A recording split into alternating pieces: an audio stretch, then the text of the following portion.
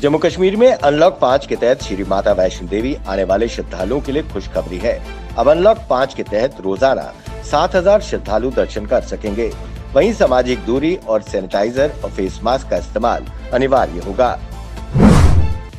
कश्मीर घाटी के जिला कुपवाड़ा के दर्दपुरा लोलाब के इलाकों ने श्रीनगर के प्रेस कॉलोनी में अपनी मांगों को लेकर सरकार के खिलाफ विरोध प्रदर्शन किया।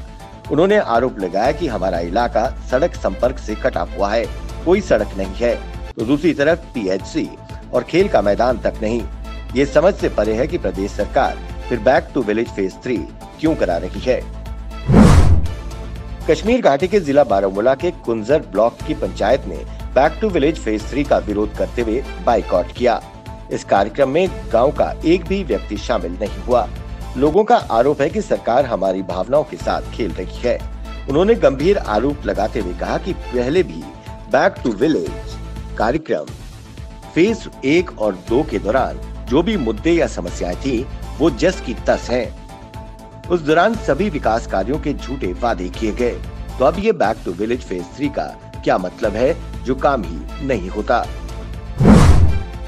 कश्मीर घाटी के श्रीनगर प्रेस कॉलोनी में 11वीं कक्षा के विभिन्न स्कूलों के छात्रों द्वारा संयुक्त रूप से विरोध प्रदर्शन किया गया।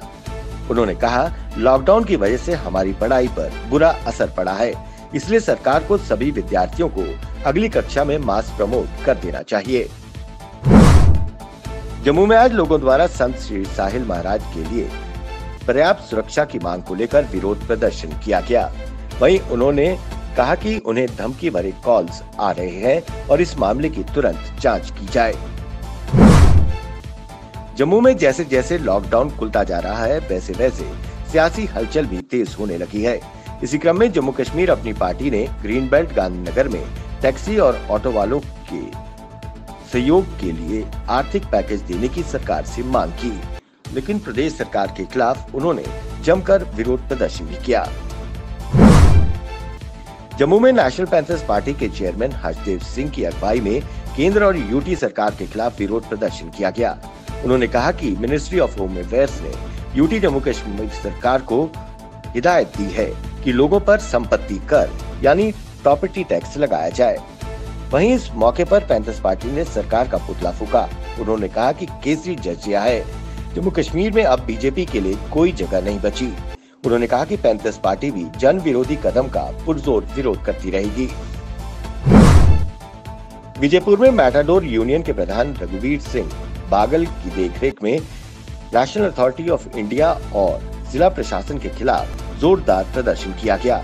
उन्होंने कहा कि एक तरफ जिला प्रशासन कह रहा है कि सांबा वालों से टोल टैक्स नहीं लिया जाएगा, दूसरी तरफ जब हम मैटाडोर लेकर जाते हैं तो टोल टैक्स देते हैं और जब वापस आते हैं तब भी टोल देना पड़ता है। जब इस संबंध में टोल प्लाजा वालों से पूछा तो उन्होंने कोई जवाब नहीं दिया। वहीं फिर बीजेपी अध्यक्ष रविंद्र रैना और जिला प्रशासन से कई बार मिले, लेकिन वहां भी आश्वासन के सिवा कुछ नहीं मिला। जिला सांबा के विजयपुर नगर पालिका के प्रधान दीपक कुमार ने आने वाले त्योहारों को देखते हुए विजयपुर कस्बे से अतिक्रमण हटाने का अभियान चलाया। दुकानदारों द्वारा अवैध तरीके से फुटपाथ पर किए गए कब्जे को हटाया गया। वहीं अवैध तरीके से वाहन जो पार्किंग में खड़े थे उन्हें जब्त किया गया। उन्होंने दुकानदारों से कहा कि फुटपाथ लोगों के आने जाने के लिए है, इस पर अवैध कब्जे से दुकानदार बाज आए। इस मौके पर उनके साथ डीएसपी लवकरण तनेजा और थानेदार विजयपुर मौजूद थे। जम्मू में आज एबीवीपी ने जम्मू यूनिवर्सिटी के वीसी के दफ्तर के बाहर विरोध प्रदर्शन किया। उन्होंने कहा कि यूनिवर्सिटी प्रशासन छात्रों की समस्याओं को न सुनने के लिए तैयार है और न ही सुलझाने के लिए।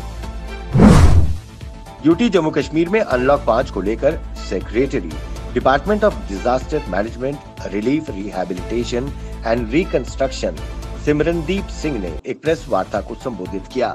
उन्होंने कहा कि अब इंटरस्टेट और इंटर डिस्ट्रिक्ट में आने जाने पर किसी भी प्रकार के पास की जरूरत नहीं पड़ेगी।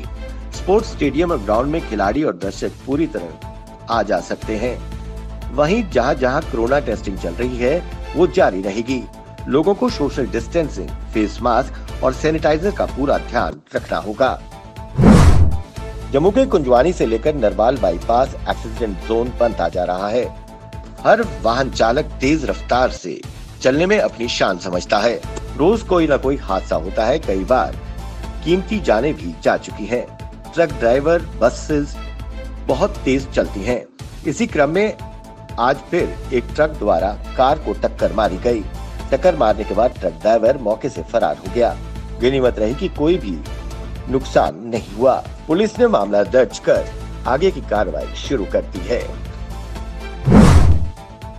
पाकिस्तान की खुफिया एजेंसी ISI को लड़ाकू विमान संबंधी जानकारी मुहैया कराने को लेकर हिंदुस्तान एरोनॉटिक्स लिमिटेड HAL के एक कर्मचारी को गिरफ्तार किया गया है। महाराष्ट्र पुलिस ने बताया कि ये व्यक्ति भारतीय लड़ाकू विमान और उसकी विनिर्माण इकाई संबंधी खुफिया जानकारी पाकिस्तान की ISI को दे रहा था। DRDO ने एक बार फिर इतिहास रच दिया है। DRDO ने आज पूर्वी तट से सुखोई 30 लड़ाकू से एंटी रेडिएशन मिसाइल रुद्रम का सफलतापूर्वक परीक्षण किया। इस मिसाइल को DRDO द्वारा विकसित किया गया है। इसमें लॉन्च स्थितियों के आधार पर अलग अलग रेंज की क्षमता है।